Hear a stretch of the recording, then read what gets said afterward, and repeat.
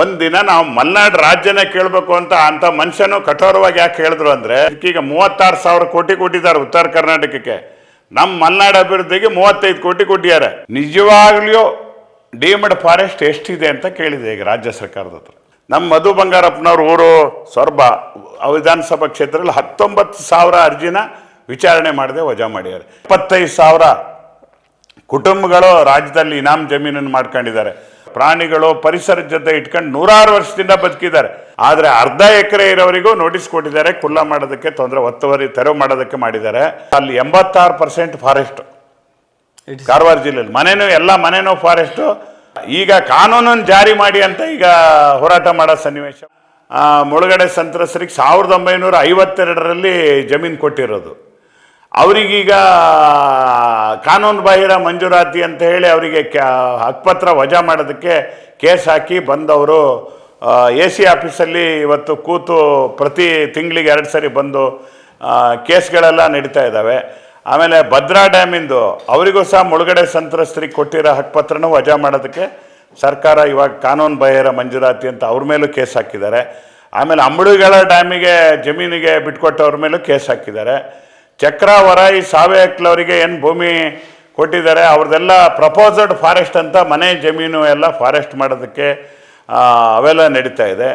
ಆಮೇಲೆ forest settlement committee ಅಂತ ಮಾಡಿ ಹೊಸದಾಗಿ ನೇಮಿಸಿ ಸುಮಾರು 1000 ಜನ ಮುಳುಗಡೆಯವರು ಗ್ರಾಮೀಣ ರೈತರ ಮನೆ ಜಮೀನನ್ನೆಲ್ಲ ಫಾರೆಸ್ಟ್ ಅಂತ ಮಾಡೋದಕ್ಕೆ ಎಲ್ಲ ವರದಿಗಳನ್ನು ಜಿಲ್ಲಾಧಿಕಾರಿಗಳಿಗೆ ಸಲ್ಲಿಸ್ತಕ್ಕಂಥ ಕೆಲಸಗಳು ನಡೆದಿದೆ. ಆಮೇಲೆ ಅರಣ್ಯ ಹಕ್ಕು ಕಾಯ್ದೆ 2006-8ರಲ್ಲಿ ಜಾರಿಗೆ ಬಂದಿರೋದು. 8ರಲ್ಲಿ ಜಾರಿಗೆ ಬಂದರೆ ಈಗ ಎಷ್ಟು ವರ್ಷ ಆಯ್ತು? 18 ವರ್ಷ ಆದರು. ಹಿಂದೆಲ್ಲ ಉಳುವವನೇ ಹೊಲದೊಡೆ ಕಾನೂನು ತನ್ನಿ, ಬಗರ್ಕುಮ್ಮು ಜಮೀನು ಸಕ್ರಮಗೊಳಿಸಿ ಅಥವಾ ಇನಾಮ್ ಜಮೀನು ಕೊಡಿ ಅಂತ ಹೋರಾಟ ನಡೀತಿತ್ತು, ಕಾನೂನು ಮಾಡಿ ಅದಕ್ಕೆ ಅಂತ. ಈಗ ಕಾನೂನನ್ನು ಜಾರಿ ಮಾಡಿ ಅಂತ ಈಗ ಹೋರಾಟ ಮಾಡೋ ಸನ್ನಿವೇಶ ಬಂದಿದೆ. 18 ವರ್ಷ ಆದರೂ ಅರಣ್ಯ ಹಕ್ಕು ಕಾಯ್ದೆ ಜಾರಿ ಬಂದಿಲ್ಲ. ಆಮೇಲೆ ನಮ್ಮ ಕೊಡಗಿನಲ್ಲಿ ಮಲೆ ಕುಡಿಯೋರು ಸೈಟ್ ಇಲ್ಲ ಅಂತ ಅರೆಬೆತ್ತಲೆ ಮೆರವಣಿಗೆ ಮಾಡಿದ್ರು. ಉತ್ತರ ಕನ್ನಡ ಜಿಲ್ಲೆ ಕಾರವಾರ ಜಿಲ್ಲೆಯವರು ಅಲ್ಲೂ ಸಹ 75-80 ಸಾವಿರ ಅರ್ಜಿ ಇದ್ದಾವೆ. ಅಲ್ಲಿ 86% ಫಾರೆಸ್ಟು ಕಾರವಾರ ಜಿಲ್ಲೆಯಲ್ಲಿ. ಎಲ್ಲ ಮನೆನೂ ಫಾರೆಸ್ಟು, ಜಮೀನು ಫಾರೆಸ್ಟು. ಇನ್ನೂ ಭೀಕರ ಆಗಿದೆ ಅಲ್ಲಿ. ಆಮೇಲೆ ನಮ್ಮ ಕೊಡಗಿನಲ್ಲಿ ಮಲೆ ಕುಡಿಯೋರು ಸೈಟ್ ಇಲ್ಲ ಅಂತ ಅರೆಬೆತ್ತಲೆ ಮೆರವಣಿಗೆ ಮಾಡಿದ್ರು. ಚಿಕ್ಕಮಂಗ್ಳೂರು ಪ್ಲಾಂಟೇಷನ್ನಲ್ಲಿ ಕೆಲಸ ಮಾಡೋ ಕಾರ್ಮಿಕರಿಗೆ ಯಾರಿಗೂ ಒಂದು ಸೈಟ್ ಇಲ್ಲ. ಅಲ್ಲಿ ಪ್ಲಾಂಟೇಷನ್ ಮಾಲೀಕರಿಗೇನೋ ಲೀಸ್ ಕೊಡಬೇಕು ಅಂತ ಹಿಂದಿನ ಸರ್ಕಾರ ಒಂದು ಕಾನೂನು ಮಾಡ್ತೀವಿ ಅಂತ ಅವರಿಂದ ಅರ್ಜಿ ಪಡೆದಿದ್ದಾರೆ. ಆದರೆ ಬಡವರಿಗೆ, ಸಣ್ಣ ರೈತರಿಗೆ, ಸಾಗುವಳಿ ಮಾಡ್ಕೊಂಡಿರೋರಿಗೆ ಒಕ್ಕಲೆಬ್ಸೋದಕ್ಕೆ ಭಾರಿ ತೊಂದರೆ ಮಾಡ್ತಾರೆ. ನಾವು ಚೀಫ್ ಸೆಕ್ರೆಟರಿ ಮೀಟಿಂಗ್ ಆದಾಗ ನಾನು ಅವ್ರಿಗೆ ಹೇಳಿದೆ, 2015 ನಂತರದ ಮಾತ್ರ ಒತ್ತುವರಿ ಬಗ್ಗೆ ಕ್ರಮ ತಗೋತೀವಿ ಅಂತ ಸರ್ಕಾರ ಹೇಳಿದೆ. 3 ಎಕರೆ ಒಳಗೆ ಜಮೀನಿದ್ದವರಿಗೆ, ಅರಣ್ಯ ಜಮೀನಿದ್ದವರಿಗೆ ಯಾವುದೇ ರೀತಿ ತೆರವು ಮಾಡಬಾರ್ದು ಅಂತ ಹೇಳಿದೆ. ಆದರೆ ಅರ್ಧ ಎಕರೆ ಇರೋವರಿಗೂ ನೋಟಿಸ್ ಕೊಟ್ಟಿದ್ದಾರೆ, ಕುಲ್ಲ ಮಾಡೋದಕ್ಕೆ ತೊಂದರೆ, ಒತ್ತುವರಿ ತೆರವು ಮಾಡೋದಕ್ಕೆ ಮಾಡಿದ್ದಾರೆ. ಆಮೇಲೆ 2015 ನಂತರದ್ದು ಅಂತ ಹೇಳಿ 1980-70 ಸಾಗುವಳಿಗೆಲ್ಲ ತೊಂದರೆ ಕೊಡ್ತಿದ್ದಾರೆ ಅಂದಾಗ ಮುಖ್ಯ ಕಾರ್ಯದರ್ಶಿ ಎಚ್ಚರಿಕೆ ಕೊಟ್ಟರು. ಸರ್ಕಾರ ಕೆಲವು ಬಡವರ ಪರವಾಗಿ ಕಾನೂನು ಮಾಡ್ತವೆ, ನೀವು ಅದು ಉಲ್ಲಂಘನೆ ಮಾಡಿ ಯಾರಿಗಾರು ನೋಟಿಸ್ ಕೊಟ್ಟಿದ್ರೆ, ಅವ್ರನ್ನ ಎವಿಕ್ಷನ್ ಮಾಡೋಕ್ಕೆ ಹೊಟ್ಟಿದ್ರೆ ನಿಮ್ಮನ್ನು ಸುಮ್ಮನೆ ಬಿಡಲ್ಲ ಅಂತ ಅರಣ್ಯಾಧಿಕಾರಿಗಳಿಗೆ ಹೇಳಿದ್ರು. ಈ ಎಲ್ಲ ಸಮಸ್ಯೆ ಮಲ್ನಾಡಿನ ಎಲ್ಲ ಸಮಸ್ಯೆಗಳ ಬಗ್ಗೆ, ನಮ್ಮ ಮಲ್ನಾಡಿನ ಭೂ ಹಕ್ಕಿನ ಸಮಸ್ಯೆ, ಆಮೇಲೆ ನಿವೇಶನ ಸಮಸ್ಯೆ, ಭಾಳ ವರ್ಷಗಳಿಂದ ಯಾರು ಈ ಮಲ್ನಾಡಲ್ಲಿ ಮನೆ ಕಟ್ಕೊಂಡು ಇವತ್ತು ಪ್ರಾಣಿಗಳ ಜೊತೆ ಅವರು ಭಾಳ ಸಂಬಂಧಗಳನ್ನು ಇಟ್ಕೊಂಡು, ಪ್ರಾಣಿಗಳು ಪರಿಸರದ ಜೊತೆ ಇಟ್ಕೊಂಡು 100 ವರ್ಷದಿಂದ ಬದುಕಿದ್ದಾರೆ. ನಾನು ಅರಣ್ಯ ಮಂತ್ರಿ ಕಂಡ್ರೆ ಬಂದಾಗ CC ಆಫೀಸ್ ಹತ್ರ ಒಂದಿನ ನನಗೂ ಅವರಿಗೂ ಸ್ವಲ್ಪ ಜೋರಾಗೆ ಮಾತಾಯಿತು. ನೀವು ಮಲ್ನಾಡಿನ ಜಾಗರ ಬಗ್ಗೆ ಹಗುರವಾಗಿ ಮಾತಾಡಬೇಡ್ರಿ. 6 ಡ್ಯಾಮ್ಗಳನ್ನು ಕಟ್ಟೋದಕ್ಕೆ ಇಲ್ಲಿ ತ್ಯಾಗ ಮಾಡಿದ್ದಾರೆ. ಇಡೀ ರಾಜ್ಯಕ್ಕೆ ವಿದ್ಯುತ್ ಕೊಡೋದಕ್ಕೆ, ಇಡೀ ರಾಜ್ಯಕ್ಕೆ ಪಕ್ಕದ ರಾಜ್ಯಗಳಿಗೂ ಕೃಷಿಗೆ ಉಪಯೋಗಿಸ್ಕೊಳ್ಳೋಕ್ಕೆ ಇವತ್ತು ನೀರಾವರಿ ಯೋಜನೆಗೆ ನಮ್ಮ ಮಲ್ನಾಡಿನ ಜನ ಕೊಟ್ಟಿದ್ದಾರೆ. ಹಗುರವಾಗಿ ಮಾತಾಡಬೇಡ್ರಿ ನೀವು ಅಂತ ಹೇಳಿ ಅವರಿಗೆ ಎಚ್ಚರಿಕೆಯನ್ನು ಸಹ ಮಧು ಬಂಗಾರಪ್ಪನವರಿದ್ದಾಗ ಸಾರ್ವಜನಿಕವಾಗೇ ಕೊಟ್ಟೆ. ಅವರು ಪೊಲೀಸನ್ನು ಬಳಸಿ ನಮ್ಗೆ ತೊಂದರೆ ಕೊಡೋಕ್ಕೂ ಮಾಡಿದ್ರು, ನಾವು ಕೇರ್ ಮಾಡಿಲ್ಲ. ಈಗ ಮುಖ್ಯಮಂತ್ರಿ ಸಭೆ ಆದರೆ ಶರಾವತಿದು ಮಾತ್ರ ಅಲ್ಲ, ಎಲ್ಲ ಡ್ಯಾಮ್ಗಳ ಬಗ್ಗೆ ಮತ್ತು ಫಾರೆಸ್ಟಿನ ಜಮೀನು ಮತ್ತು ಈ ಇನಾಮ್ ಜಮೀನಿಂದು ಇತ್ತೀಚೆಗೆ ಕಾನೂನಾಗಿದೆ. ಸಿದ್ದರಾಮಯ್ಯನವರು ಇದ್ದಾಗಲೇ ಕಾಗೋಡು ತಿಮ್ಮಪ್ಪನವ್ರು ಸದನದಲ್ಲಿ ಅದನ್ನು ಮಂಡಿಸೋಕ್ಕೆ ಮಾಡಿದರು, ಇನಾಮ್ ಜಮೀನು ಕೊಡಬೇಕು ಅಂತ. 75,000 ಕುಟುಂಬಗಳು ರಾಜ್ಯದಲ್ಲಿ ಇನಾಮ್ ಜಮೀನನ್ನು ಮಾಡ್ಕೊಂಡಿದ್ದಾರೆ. ಅದನ್ನು ಸಹ ಇವತ್ತು ಭೂಮಿಗೆ ಕೊಡೋಕ್ಕಂತ ಬೇರೆ ಬೇರೆ ಮಠಗಳದ್ದು ಅವು ಇವೆಲ್ಲ ಜಮೀನು ಇದ್ದಾವೆ, ಆ ಥರದ್ದು ಸಮಸ್ಯೆ ಇದೆ. ಈ ಎಲ್ಲ ಮಲೆನಾಡಿನ ರೈತರ ಸಮಸ್ಯೆ ಬಗ್ಗೆ ಒಂದು ಬಿಗಿಯಾದಂಥ ಹೋರಾಟನ ನಾವು ಈಗ ಕೈಗೊಳ್ಳಬೇಕಾಗಿದೆ. ಅನಿವಾರ್ಯವಾಗಿ ನಮಗಿಂತ ಭೀಕರವಾಗಿದೆ ಬೇರೆ ಪ್ರದೇಶದಲ್ಲಿ, ಶಿವಮೊಗ್ಗ ಜಿಲ್ಲೆಯವ್ರಿಗಿಂತ, ಅದನ್ನು ಈ ಬೇಡಿಕೆಯಲ್ಲಿ ಸೇರಿಸಿದ್ವಿ. ಆಮೇಲೆ 27/4/78 ಹಿಂದೆ ಯಾರು ಅರಣ್ಯ ಭೂಮಿ ಸಾಗುವಳಿ ಮಾಡಿದ್ದಾರೆ ಅವ್ರ ಹತ್ರ ಕೈ ಬರದ ಪಾಣಿ ಮತ್ತು TT ಇದ್ದರೆ, ಅವರು ಭೂ ರೈತರಾದರೆ, ಸಣ್ಣ ಹಿಡುವಳಿದಾರರಾದರೆ, SC ST ಆದರೆ ಅವ್ರಿಗೆ 3 ಎಕರೆ ಕೊಡ್ಬೋದು ಅಂತ ರಾಜ್ಯ ಕೇಂದ್ರ ಸರ್ಕಾರ ಸುಪ್ರೀಂ ಕೋರ್ಟಿನ ಆದೇಶನೂ ಇದೆ. ಸುಮಾರು 10 ಆದೇಶಗಳಿದೆ ರಾಜ್ಯ ಕೇಂದ್ರ ಸರ್ಕಾರದ್ದು. 20,000 ಕುಟುಂಬಗಳಿಗೆ ಭೂಮಿ ಮಂಜೂರಾತಿ ಮಾಡಬೇಕು ಅಂತ ಅರಣ್ಯ ಇಲಾಖೆಯವರೇ ಶಿಫಾರಸು ಮಾಡಿರೋದು ಅರಣ್ಯ ಭವನದಲ್ಲಿದೆ. ಒಂದಿನ ಕಾಗೋಡು ತಿಮ್ಮಪ್ಪನವ್ರು ಸ್ಪೀಕರ್ ಆದಾಗ ಈ ವಿಷಯ ಚರ್ಚೆಗೆ ಬಂತು. ರಮಾನಾಥ್ ರೈ ಅವರು ಅರಣ್ಯ ಮಂತ್ರಿಯವರು ರೆವಿನ್ಯೂ ಮಂತ್ರಿಗಳ ಅಧ್ಯಕ್ಷತೆಯಲ್ಲಿ ಸಭೆ ಕರೆದು ಬಗೆಹರಿಸ್ತೀವಿ ಅಂದರು. ನಾನು PCCF ಅರಣ್ಯ ಭವನದವರಿಗೆ ಬೆಂಗಳೂರವ್ರಿಗೆ ಫೋನ್ ಮಾಡಿದೆ. ಇಲ್ಲಿಂದ ವಿಧಾನಸೌಧದಲ್ಲಿ ಚರ್ಚೆ ಆಯಿತು. 78 ಪೂರ್ವದವರಿಗೆ ಜಮೀನು ಕೊಡೋದಕ್ಕೆ ರಾಜ್ಯ ಸರ್ಕಾರಕ್ಕೆ, ಅರಣ್ಯ ಇಲಾಖೆಗೆ, ರಾಜ್ಯದ ಅರಣ್ಯ ಇಲಾಖೆ ಕಚೇರಿಗಳಿಂದನೇ 20,000 ಪ್ರಸ್ತಾವನೆ ಬಂದಿದೆ. ಅದು ಏನಾಗಿದೆ ಅಂತ ಕೇಳಿದೆ. 1 ದಿನ ಟೈಮ್ ಕೊಡ್ರಿ, ನಿಮ್ಮ ವಿಚಾರದ ಬಗ್ಗೆ ನಾವು ಮಾಹಿತಿ ಕೊಡ್ತೀವಿ ಅಂತ PCCF ಹೇಳಿದ್ರು. 1 ದಿನ ಬಿಟ್ಟು ಮಾಡಿದೆ ಫೋನು. ಅವರು ಎಲ್ಲ ಸಾರಿ ಶ್ರೀನಿವಾಸರೇ, ಎಲ್ಲ ನೀವು ಹೇಳಿದ್ರಿ ಅಂತ ಪ್ರತಿಯೊಂದು ವಿಭಾಗಕ್ಕೆ ಹೋಗಿ ಅರಣ್ಯ ಭವನದಲ್ಲಿ ಹುಡ್ಕೊಂಡು ರೆಕಾರ್ಡ್ ರೂಮಿಗೆ ಹೋದ್ವಿ. 25 ವರ್ಷ ಆಗಿಬಿಟ್ಟಿದೆ, ಎಲ್ಲ ಫೈಲ್ಗಳು ಬಂದು ಭಾಳ ವರ್ಷ ಆಗಿರೋದ್ರಿಂದ ರೈತರ ಫೈಲ್ ಅಷ್ಟು ಡೆಸ್ಟ್ರಾಯ್ ಆಗಿದೆ ಸಾರಿ ಅಂದರು. ಹರಿದೋಗ್ಬಿಟ್ಟಿದೆ 20,000 ರೈತರದ್ದು ಅಂತ ಹೇಳಿದ್ರು. ಇದಕ್ಕೆ 27/4/78 ಪೂರ್ವದಲ್ಲಿ ಅರಣ್ಯ ಜಮೀನು ಸಾಗುವಳಿ ಮಾಡಿದವ್ರು ಕೊಡ್ಲಿಕ್ಕೋಸ್ಕರನೇ 1996ರಲ್ಲಿ 43,000 ಎಕರೆ ರಿಲೀಸ್ ಆಗಿದೆ, ಬಿಡುಗಡೆ ಆಗಿದೆ ಕೇಂದ್ರ ಸರ್ಕಾರದಿಂದ. ಸುಪ್ರೀಂ ಕೋರ್ಟು ರೈತರ ವಿರೋಧ ಇದೆ, ಎವಿಕ್ಷನ್ನಿಗೆ ಹೈಕೋರ್ಟು ಸುಪ್ರೀಂ ಕೋರ್ಟ್ ಹೇಳಿದೆ ಅಂತಾರೆ. ಸುಪ್ರೀಂ ಕೋರ್ಟು ಅರಣ್ಯ ಹಕ್ಕು ಕಾಯ್ದೆ ವಿಚಾರದಲ್ಲಿ ಚರ್ಚೆಗೆ ಬಂದಾಗ ರೈತರಿಗೆ ನ್ಯಾಚುರಲ್ ಜಸ್ಟಿಸ್ ಕೊಡಿ ಏನಿದೆ, ನೈಸರ್ಗಿಕ ನ್ಯಾಯ ಕೊಡ್ರಿ.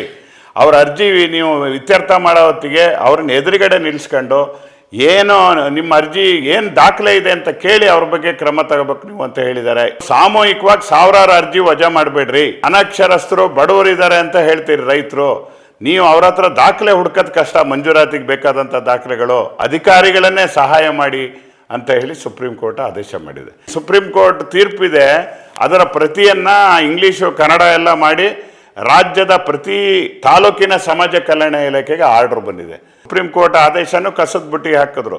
ರೈತರಿಗೆ ನ್ಯಾಯ ಕೊಡಿ ಅಂತ ಸುಪ್ರೀಂ ಕೋರ್ಟ್ ಇದು ಹಾಕಿದ್ದು ಕಸದ ಬುಟ್ಟಿಗೆ ಹಾಕಿದ್ರು. 3 ಲಕ್ಷ ಅರ್ಜಿನ ಹೇಳ್ದೆ ಕೇಳದೆ ವಿಚಾರಣೆ ಮಾಡದೆ ವಜಾ ಮಾಡಿ. ನಮ್ಮ ಮಧು ಬಂಗಾರಪ್ಪನವ್ರ ಊರು ಸೊರಬ ವಿಧಾನಸಭಾ ಕ್ಷೇತ್ರದಲ್ಲಿ 19,000 ಅರ್ಜಿನ ವಿಚಾರಣೆ ಮಾಡದೆ ವಜಾ ಮಾಡ್ಯಾರ.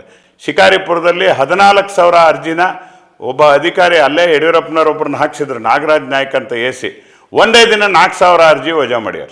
ಶಿವಮೊಗ್ಗ ಜಿಲ್ಲೆದು 80,000 ಅರ್ಜಿಯನ್ನು ಒಟ್ಟು ವಜಾ ಮಾಡಿದ್ದಾರೆ.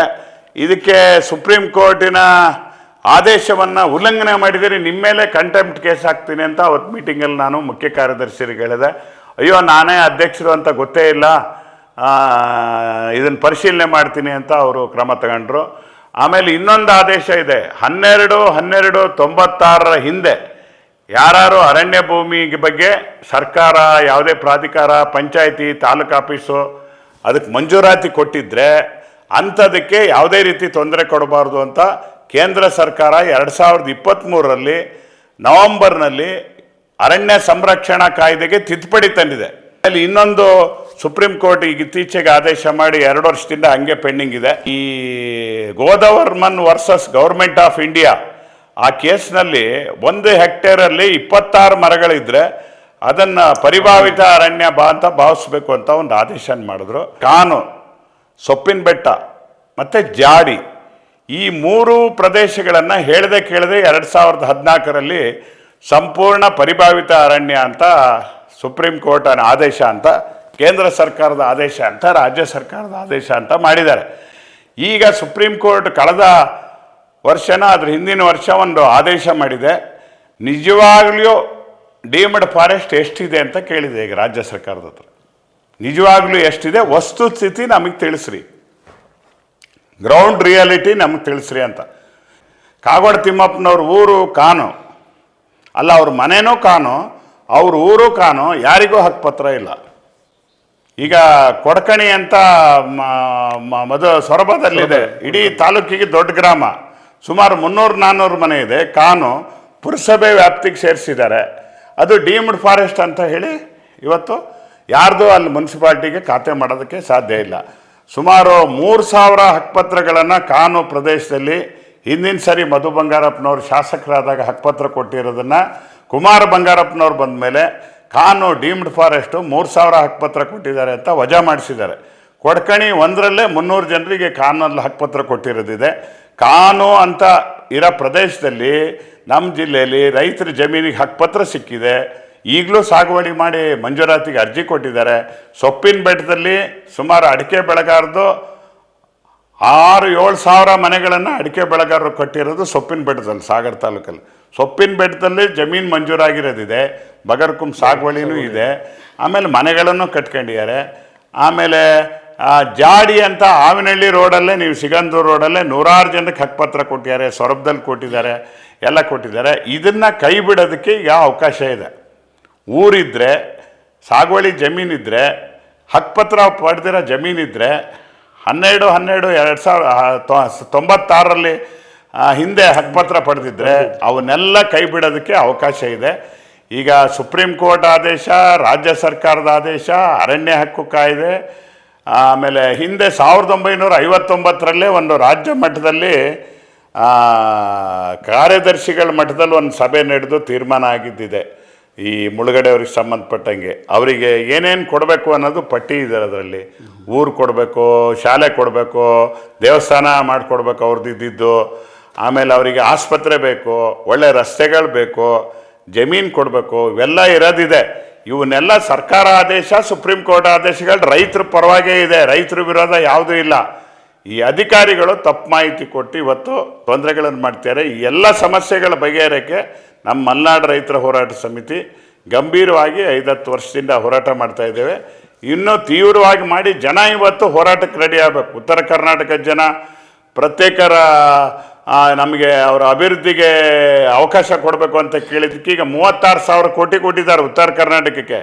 ನಮ್ಮ ಮಲೆನಾಡು ಅಭಿವೃದ್ಧಿಗೆ 35 ಕೋಟಿ ಕೊಟ್ಟಿದ್ದಾರೆ. ಆದರೆ ಮಲೆನಾಡು ಜನರಿಗೆ ತಾರತಮ್ಯ ಇದೆ. ಅದಕ್ಕೋಸ್ಕರನೇ KV ಸುಬ್ಬಣ್ಣ ಅಂಥವರು ಮ್ಯಾಗ್ಸೆಸೆ ಪ್ರಶಸ್ತಿ ಪಡೆದವರು ನಮ್ಮ ಸಮಸ್ಯೆಗಳೇ ಬೇರೆ, ಉತ್ತರ ಕರ್ನಾಟಕದ್ದು ಬೇರೆ, ಕರ್ನಾಟಕದ್ದೇ ಬೇರೆ, ಮಲೆನಾಡಿನ ಸಮಸ್ಯೆನ ಸರ್ಕಾರಗಳು ಗಂಭೀರವಾಗಿ ಪರಿಗಣಿಸ್ತಿಲ್ಲ.